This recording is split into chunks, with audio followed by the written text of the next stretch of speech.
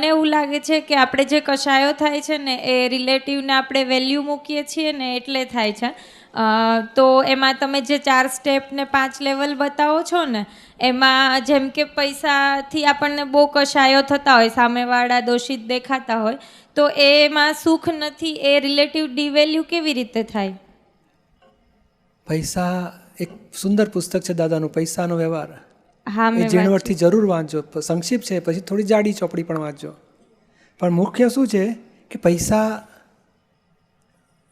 આપણને આવે છે એ આપણી મહેનતથી આવતા હશે કે આપણી હોશિયારીથી આવતા હશે? કે ઝઘડો કરીને ધાર્યો લાભ ઉઠાવી લેતો એના હાથમાં પૈસા આવતા હશે? કે પુણ્યથી આવતા હશે? પુણ્યથી. તો ખરેખર પુણ્ય છે. અને પુણ્ય આપણું આપણે લઈને ગયા ભાવમાં બંધાયેલા પુણ્યના આધારે આ ભાવમાં લક્ષ્મી આવવાની છે. તો પછી શું કામ? બોલો, કોઈ પણ ધંધાદારી બિઝનેસવાળાને પૂછો, ધંધામાં નુકસાન કોઈ દાડો આવે ખરું? આપણી કોઈ દાડો ઈચ્છા હોય ને ધંધામાં નુકસાન થાય? બધા વેપારીને ધંધામાં નફો થાય એ જ ઈચ્છા હોય ને, છતાંય ખોટ આવે છે. તે ખોટ કોણ મોકલતું હશે? બોલો, નથી ઈચ્છા તોય ખોટ આવે છે, તો નહીં ઈચ્છા રાખો તોય નફો આવશે. તો પછી ઈચ્છા શેની રાખવી? તો કે આત્માર્થની રાખો, મોક્ષાર્થી થાવ. એટલે આ પૈસાને, આ બીજો હાર્ટમાં દુખે તો પૈસાની પથારી મટાડી આપે ખરું? ના. આ ડાયાબિટીસ હોય તો પૈસા તો હેલ્પ કરતું હશે ને એને? ના. કેમ ના કરે? અરે આમ તો પૈસા કેવું છે, ખરેખર શું છે ખર, પૈસા ભોગવવાનો હિસાબ હોતો નથી.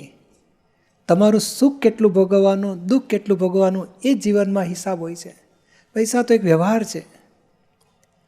બોલો, પૈસાદારને આપણે તપાસ કરીએ, બપોરે એક સફરજન ખાવાનું, સાંજે થોડુંક ખીચડી અને શાક ખાવાનું, સવારે તો કે હું બ્રેકફાસ્ટમાં અડધો કપ ચા પીવું છું. કેમ? તો કે ડાયાબિટીસ ખરું ને આપણને.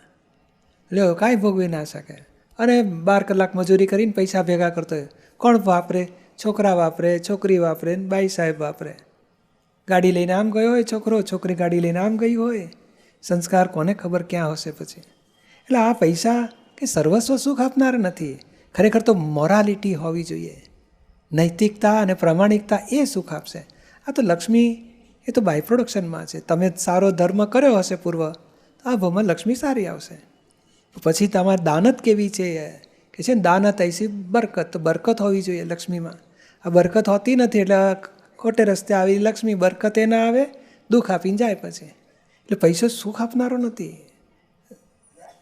એને બદલે કોઈને દુઃખ ના થાય એવી રીતે જીવન જીવવું છે. એનું ફળ તમને ખૂબ સંતોષ રહેશે, શાંતિ રહેશે. લક્ષ્મી તો બાય પ્રોડક્શનમાં આવશે જ પછી.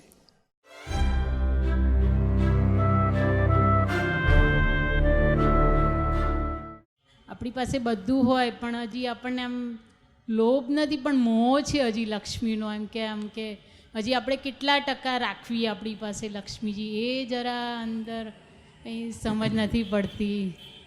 કે 3 અવતાર ચાલે એટલી રાખવી જોઈએ માણસે, નહીં? તો કેટલા અવતાર ચાલે એટલી જોઈએ? આ અવતારમાં જ રાખવાની છે. ના, અવતારમાં કંઈ ખૂટે એવું છે? ના, એવું નથી. તમે શું કામ ચિંતા કરો છો? આ જાગૃતિ વધે એની ઉપાધિ કરો ને. આત્માની જાગૃતિ કેવી રીતે વધે? નહીં તો આમને આમ આપણે જતા રહીશું તો આવતે બહુ પછી કોણ જ્ઞાની મળશે ને, કયો સત્સંગ મળશે ને, શું અવતાર થશે, કંઈ ભરોસો છે? એટલે આત્માનું થાય એવું પહેલાં વિચારો. અને લક્ષ્મી બાય પ્રોડક્શનમાં આવશે. મેં તો મારે ધંધા કરેલા ને તોય વિચાર નહોતો કરતો પૈસા કમાવાનો. અને પછી તો કેટલા વર્ષોથી, 20 વર્ષથી તો 17-18 વર્ષથી તો લક્ષ્મી છૂટી જ ગઈ છે, ભેગી જ ને વાપરવાની જ નહીં. એ લોકો બધા વાપરે, વ્યવહાર કર્યા કરે મારા પૈસાનો. મારે કશું જોવાનું નહીં, વિચારવાનું નહીં, તો કાંઈ અટકતું નથી મારું. ખાવા પીવાનું મારા બધા કરતાં જાઓ જલાલીવાળું મળે. જેટલું આત્મા તરફ જશો ને, સંસાર જાઓ જલાલીવાળો થશે. દાનતખોરી ના આવી જાય. આ દાનતખોરી કહેવાય છે. અને વધારે મને મળો, એ દાનતખોરી.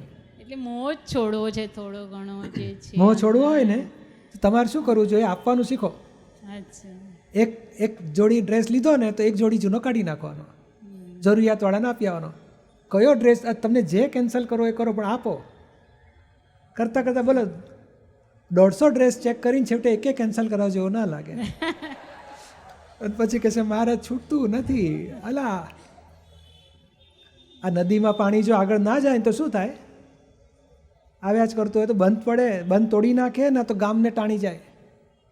એટલે જવા દેવું પડે પાણી. એવું એક આવ્યું ને એક મોકલી દેવાનું. એક બીજું આવ્યું તરત કાઢી નાખો. અને કોઈકને કોઈક બીજા ગરીબને અથવા તો જરૂરિયાતવાળાને આપશો ને આશીર્વાદ મળશે, લક્ષ્મીજી વધારે આવશે.